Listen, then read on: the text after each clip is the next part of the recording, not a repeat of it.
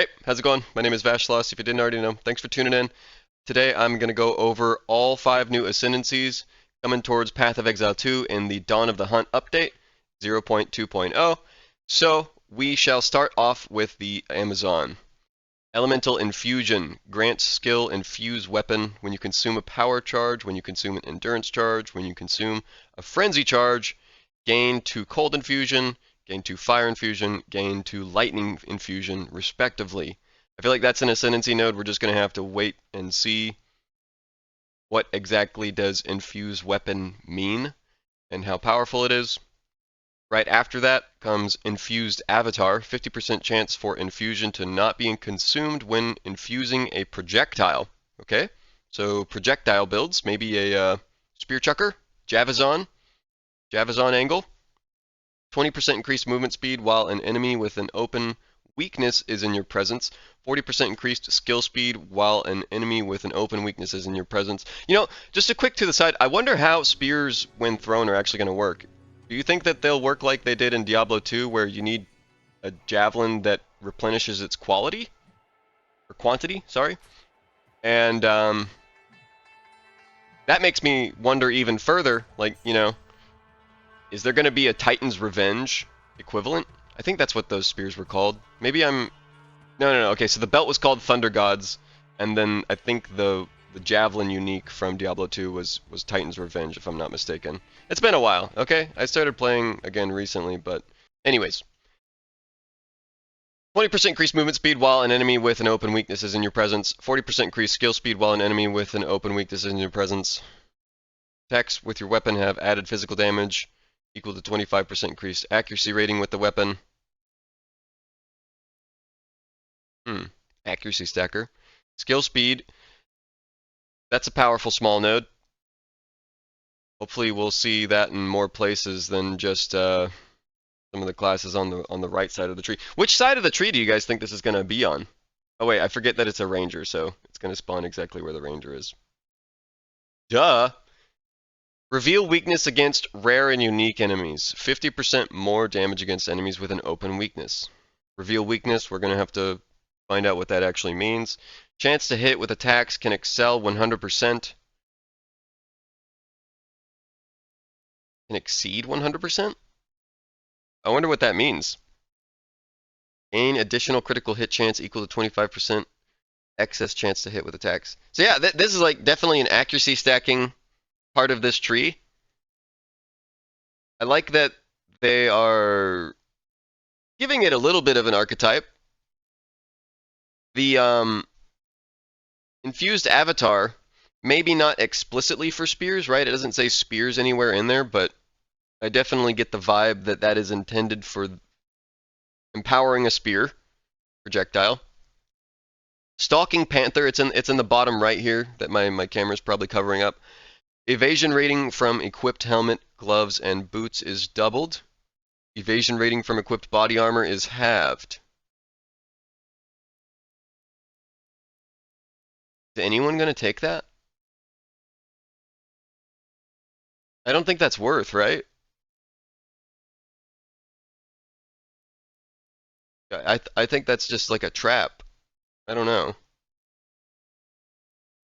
Feel free to let me know if I'm wrong in the comments, but like body armor is just certainly better, I think. Anyways, they got some flask recovery small nodes, so they're not all skill speed nodes.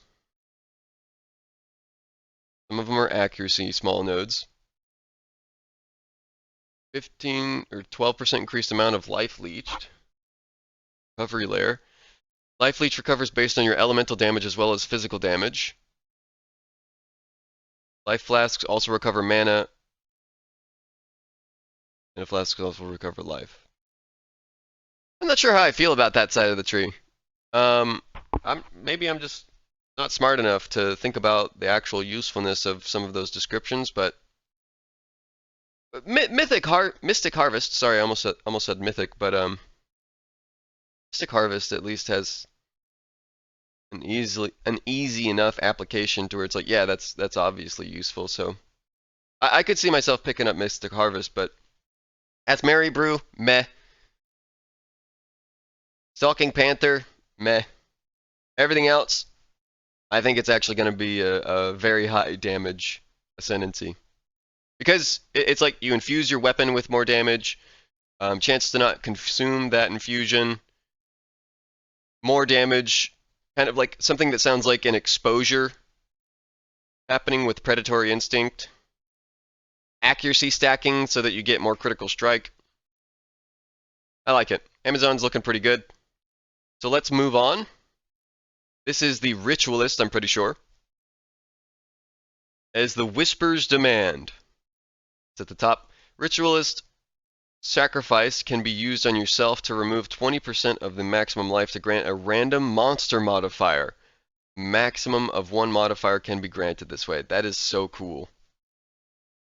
I don't even care if it's good. That's just cool. I really like that. So this one's got a lot. I'm going to try and find the previous node for us to read. As the Whispers ask, grants ritual sacrifice. I'm pretty sure that's the one that they showed in the big reveal teaser, whatever you want to call it. Monster died, you run up to it, and you bonk it with your knife. And it gives you one of their modifiers. But sacrificing 20% of your maximum life is certainly no small task. You'd have to have a recovery layer to have that make sense. But monster modifiers are not only a fun way, but really powerful. So, yeah, I just want to give this a try from this little branch alone. Corrupted Life Force grants Blood Boil. And then the previous node is increased physical damage. I'm pretty sure that has something to do with corrupted blood. We were talking about that in the big reveal as well. It is dubious at best, if you ask me, having played a corrupted blood build on the launch of early access. Corrupted blood was fun, and you can get it to work, but it's not exactly the best because of the way strength scaling is kind of holding it down, if you ask me. It's not bad that you can scale it from strength, but the things required to scale that strength as high as possible are really expensive or rare or, you know, bound to unique items. So you've got other problems like resistances or ways to mitigate damage. And the other downside is a lot of support gems just don't really work with corrupted blood. So it's never really like the absolute star. It's kind of like a supporting character in your build story. I have a hope that one day they will take Corrupted Blood and give it some base flat damage and make some of the support gems that sound like it will work with Corrupted Blood. At least, you know, with the War Cries. You know, I can't say how this is going to feel because it's a different interaction with Corrupted Blood. So I should put that little cherry on top, like, yet to be seen. Give this one a try, but just from my experience, Corrupted Blood kind of has, like, an unfortunate ceiling. Anyways. Intricate Sigils. This is on the left over here. +1 charm slot. 20% more charm charges gained. Low W charms. Hopefully charms are more accessible this time around. And I'm still hoping that they, instead of having +2 charm slots as a modifier on your belt, it should just be unlocked as you level up, right? Like, you hit level 25, you get a charm slot. You hit level 50, you get a charm slot. You hit level 75, you get your final charm slot. If they really want charms to stick around, that is my personal recommendation, to make them organic and fun to engage with, instead of, no, I can't change my item because I'll lose a charm slot. I don't know. Maybe I'm giving more credence to value of a charm slot modifier than it actually like shakes out in the real game. But I'm just trying to give you food for thought here, so don't take anything I say too seriously. Always think critically. Can instead consume, sorry, this is a mind phylactery. Mind phylacteries. Can instead consume 25% of maximum mana to trigger charms with insufficient charges. So more charm shenanigans. Comes right after intricate sigils. I don't know how I feel about that one.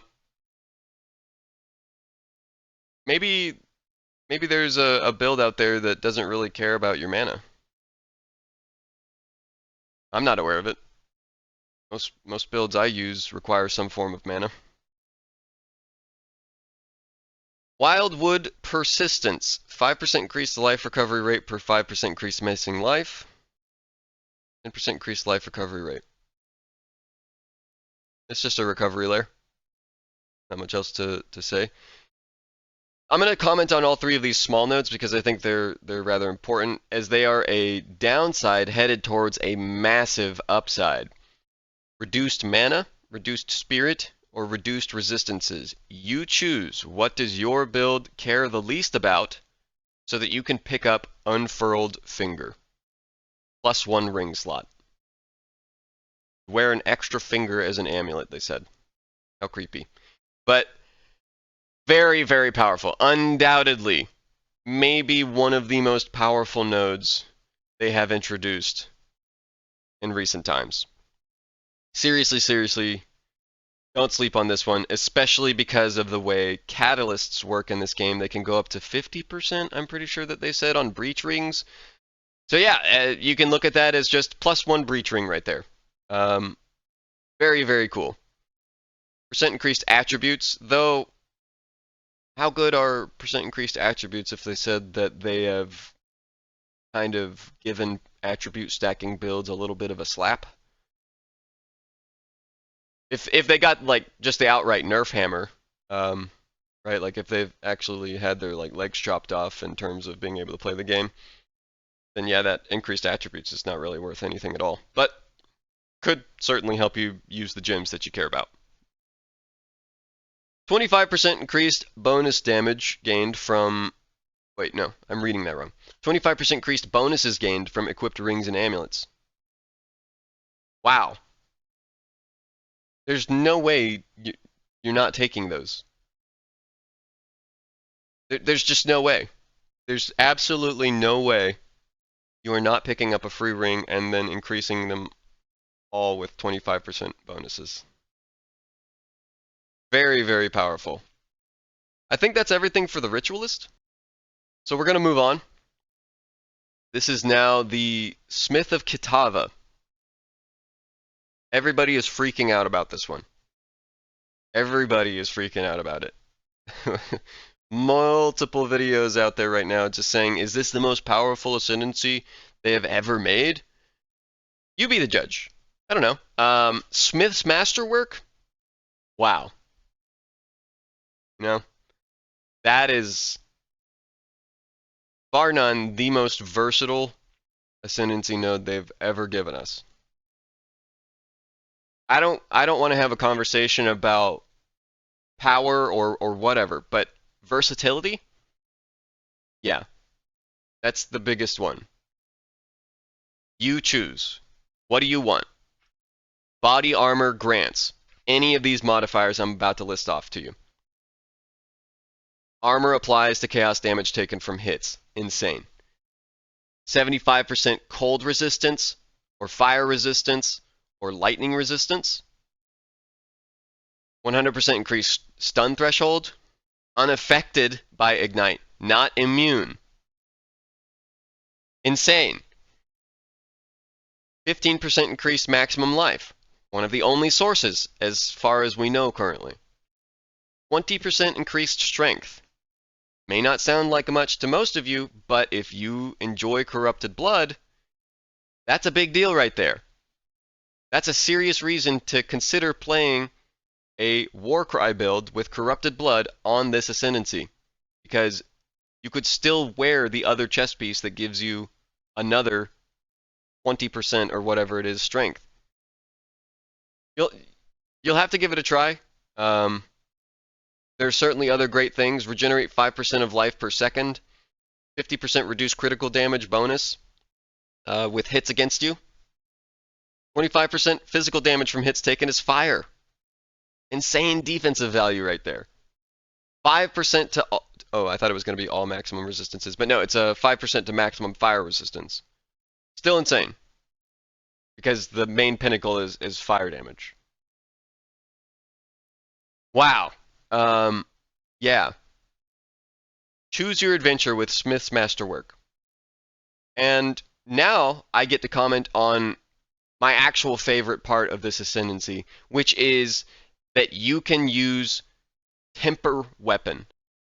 The reason why I am super excited about Temper Weapon is because it is basically a nod towards Diablo 2's Enchantress. Don't know what Enchantress is? Enchantress. Enchantress is a sorceress build that is popular because it's not really good, but it is fun and thematic. Because what you do is you will use a spell called Enchant, and it gives the weapon of whoever you have enchanted a huge amount of fire damage if you've chosen the appropriate synergies and whatever. But in Diablo 2, fire damage isn't really that great beyond normal difficulty because elemental immunities are like a much bigger deal. But with Temper Weapon, I get the exact same vibe. I get the exact same feeling of like, okay, we've cut out the middleman. I don't need to level this like weird melee sorceress. I want to be a melee build. Why can't I just be my own enchanter? Except I'm not an enchanter. I'm a smith. I don't know. I really like it. I can't help but feel like it is an absolute nod in the direction of Enchantress, and I really wanted to comment on that. So anyways, before that, on some of the small nodes, we have increased fire damage. We've got fire resistance, melee damage, and then grants skill. Oh, no, sorry. I think I'm looking at the wrong one.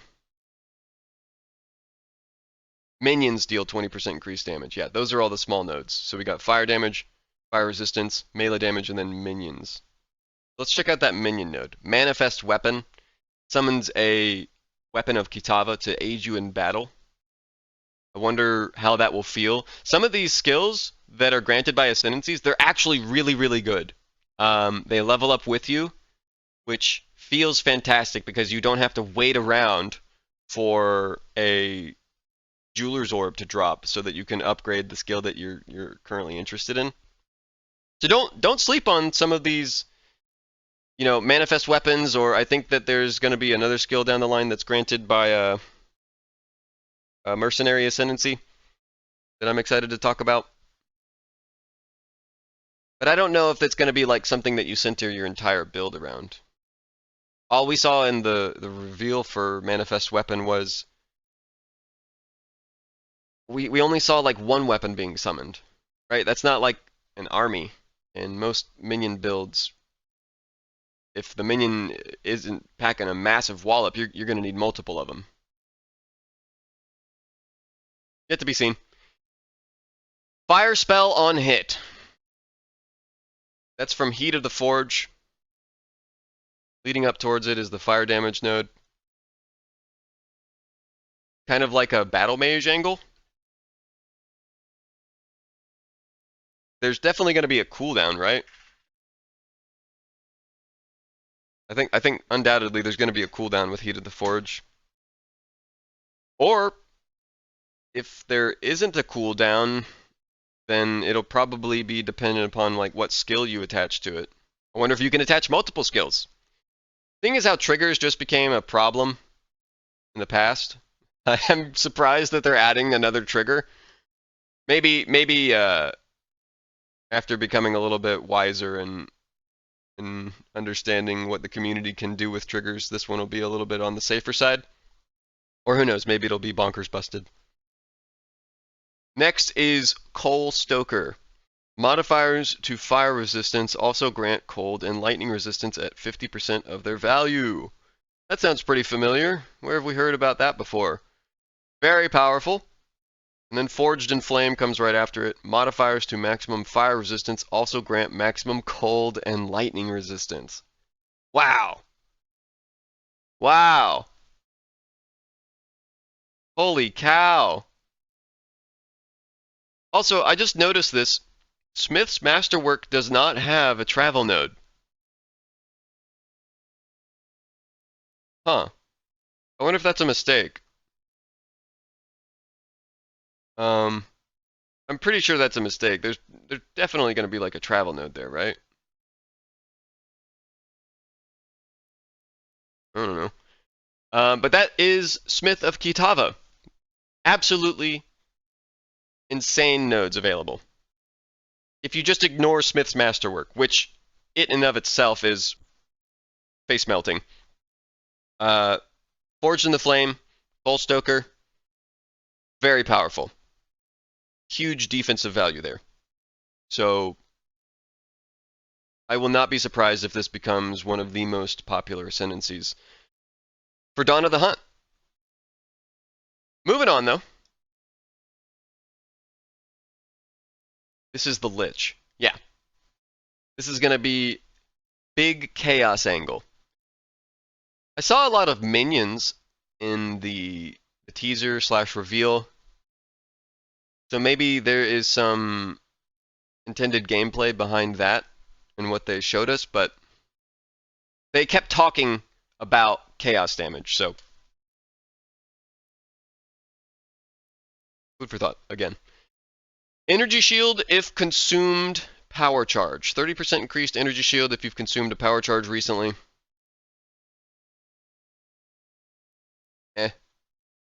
Meh. Non-channeling spells consume power charges to deal 25% more damage. Price of power. I mean, that's certainly powerful, but where's the power charge generation? Can I get some power charge generation before you start consuming them? Soulless Form. 10% of damage taken bypasses energy shield. No inherent mana regeneration. Regenerate mana equal to 6% of maximum life per second. Life sucks right now, so I don't know if anybody's going to be interested in taking that. That's a pretty restrictive node. Eternal life. Your life cannot change while you have energy shield. Now we're talking. That's pretty insane.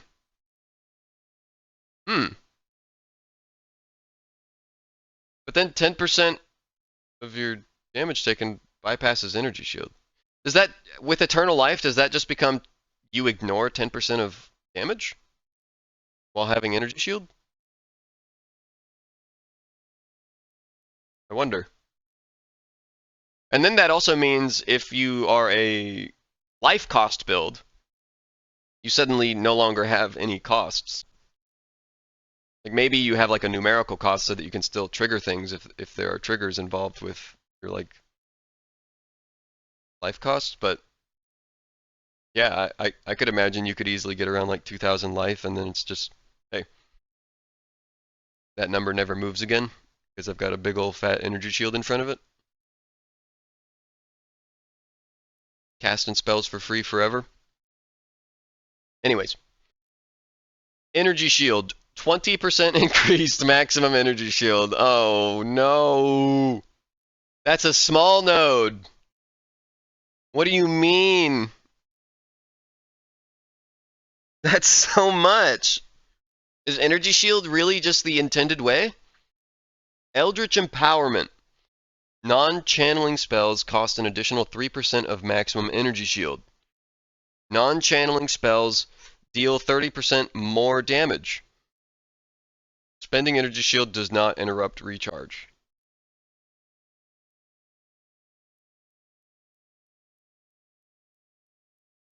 More damage, you know, can't complain too much.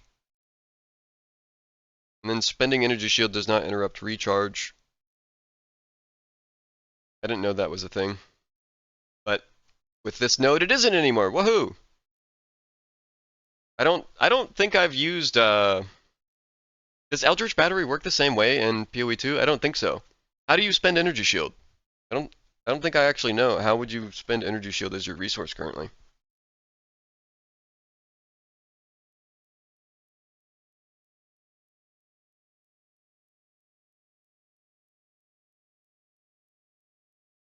Alright, sorry, my headset accidentally turned off. Because I guess I've been too quiet lately. Rupture the Soul. Cursed enemies killed by you or allies in your presence have a 33% chance to explode, dealing a quarter of their maximum life as chaos damage. That is a big chance for them to explode, and that is a massive amount of their life for an explode on death effect. I won't be surprised a lot of people playing Lich pick that up, because that is just going to solve your clear with no problems at all, no questions asked. Coming right after it is Blackened Heart, 4% increased magnitude of Unholy Might buffs you grant per 100 maximum mana. Sounds like it's for minions a little bit there. Grant.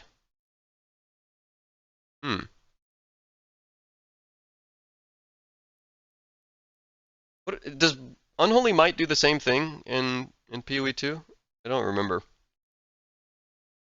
Dominion over Flesh. You can apply an additional curse. We know where that's from. Hello, Occultist. Your curses can affect hexproof enemies. Yep. Hello, Occultist. Curse area. Increased area of effect of curses. Increased maximum mana. I think that's everything. Or no, I don't think we read Necromantic Conduit. You and allies in your presence have Unholy Might while you are not on low mana. Lose 5% of mana per second. So it makes you solve your mana regeneration a little bit more aggressively, but guaranteed Unholy Might for you and allies in your presence. That's leaning even more heavily in the direction of minions. So, or at least team play. Maybe a little bit of a team build somewhere in here. Cursebot. Cursebot and Unholy Might angle. Sounds good. Oh wait, I don't think I read the bottom one. Crystalline Phylactery. Can socket one non-unique basic jewel. 100% increased effect of socketed jewels. 50% more mana cost if you have no energy shield. A heavy downside. And a rather gigantic upside. Does it tell us what the small node leading up to it is? Is it just more energy shield? I think so. I see a blue line heading down there. I would see a lot of people taking that too, because jewels are extremely powerful, and if you can just double the effect of a really, really good jewel, yeah, like why not? Lich looks good. Minions, curses, maybe some self-cast, support angle, lots of chaos damage for sure. It looks good. Oh wait, I was asking what Unholy Might does. Unholy Might is a buff that grants 30% of all damage as extra chaos damage. Of all damage. Yeah, that's pretty good. That's pretty good. Lich is great. Alright, here we have the...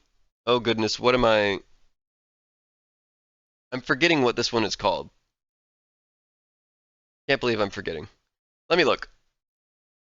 Tactician. There we go. This is the Tactician. And word on the street is some people are a little upset about this one and its viability. Who knows? Maybe they're wrong, or maybe Mercenary is actually just doomed forever. Crossbows, lol. We're going to start off with Supporting Fire. This is the one that I was excited to talk about.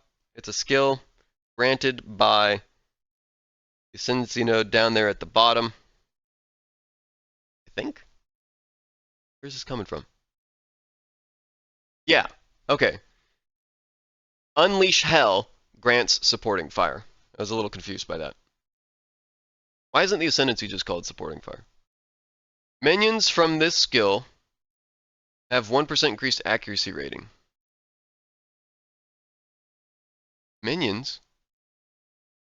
Summon a hidden artillery squad trailing you that can fire volleys of arrows on command. Is a minion skill? I didn't expect that. Okay.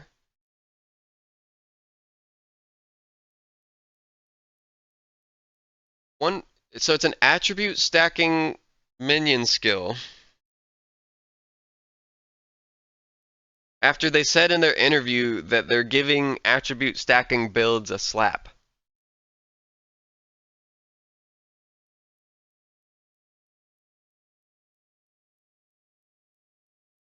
Okay. I don't really understand why this is becoming a minion build, but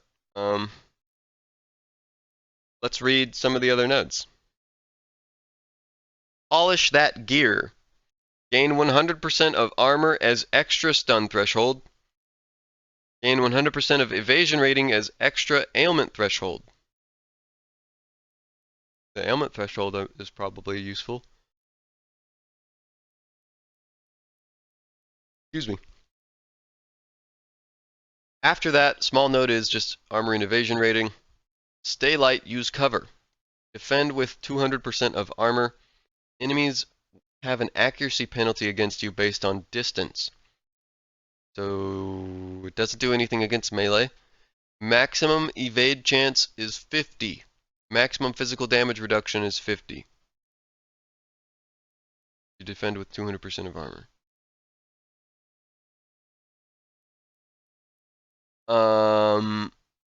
Don't know how I feel about that one. I don't. Yep, don't really know how I feel about stay light, use cover.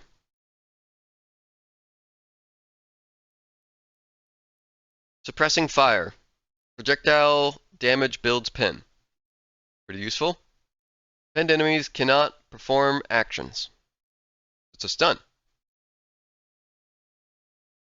Cool.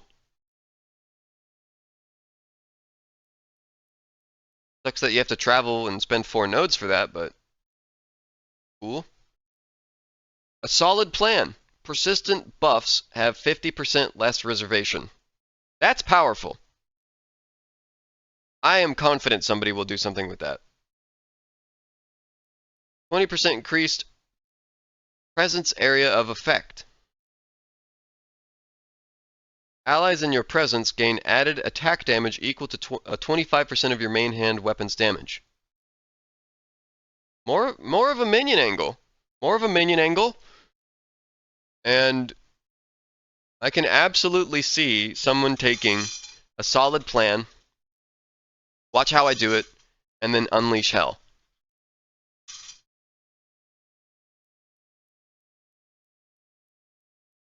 Banner area. Banner skills have 20% increased area of effect.